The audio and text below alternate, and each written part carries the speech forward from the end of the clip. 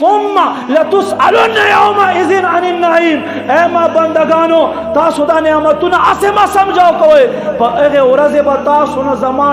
یو نعمت تپوس کیږي چې ها بندا فلانا نعمت می در کړو سده په وکړو چیرته دی یوز کړو څه فائدې دې ته واخسته دا موایا چې تبس په دنیا باندې راغې اوس ته پرې خودل شي چې ته څه کوي کولای شي نا ما عزت مندو نن په معاشره کې چې کومه بے حیايي ده نن په معاشره کې چې کوم باغ دور شوري ده نن زمون په معاشره کې چې کومه دا مهنګائی روانه ده دا څه شی ده ما عزت مندو قدرمندو اعلی حضرت فرمائے مفت پالاتا کام کی حاجت نہ پڑی مفت پالاتا کام کی حاجت نہ پڑی اب پوچھتے ہو عمل ہائے نکما تیرا دا سمرا خلق چھ دا اولاد دی ایم این اے دا ایم پی اے دا ہار چھ سمرا دی دا چا ودرولی دی دے باوجود ته گیلے کوي چې یاره مهنګائی دا مهنګائی څه شی دی تخپل ځان باندې کنټرول کا اول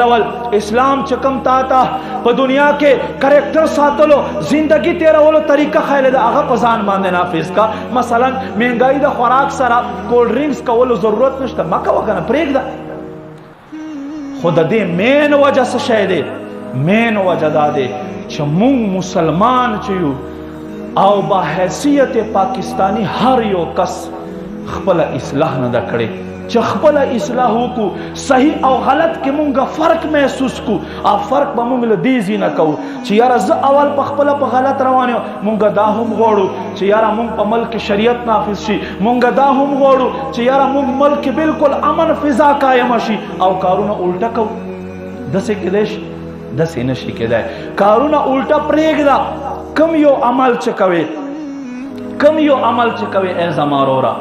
ځان سره غور وکړه چې په دې کې زما څومره فایده دی په دې کار کې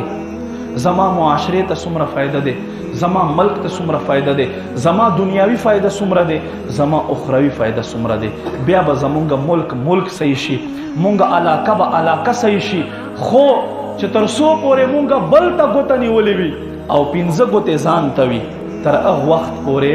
ایس نه صحیح کېږي حکومتونه به بدلیږي را بدلیږي بس هر یو د کته بدلیږي را بدلیږي ما عزت مندو چینجینګ ناراضي جسٹ لایف چینج یور لایف اول خپل زندگی بدله کا خپل زندگی کې انقلاب راولا